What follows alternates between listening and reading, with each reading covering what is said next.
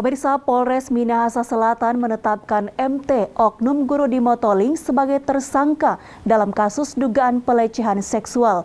Hingga kini sudah 18 siswa yang melapor sebagai korban. Polres Minahasa Selatan menetapkan MT oknum guru sebuah SMA di Motoling sebagai tersangka kasus pelecehan seksual.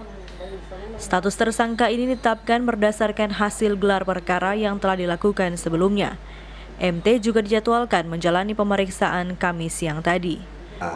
Status dari MMT ini telah dilakukan pemeriksaan saksi dan pada hari Selasa tanggal 12 Oktober 2021 sekitar pukul 22 WITA telah melakukan gelar perkara penetapan tersangka. Jadi MMT ini sudah ditetapkan tersangka dengan dari hasil gelar perkara dan telah menetapkan tersangka MMT serta telah membuatkan panggilan tersangka. Jadi hari ini dia akan datang, sudah dipanggil resmi.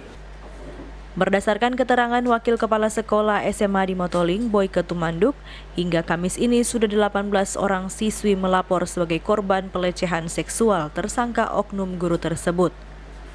Tersangka berinisial MT ini diduga melakukan tindak pidana perlindungan anak dengan ancaman hukuman maksimal 15 tahun penjara dan denda maksimal 5 miliar rupiah.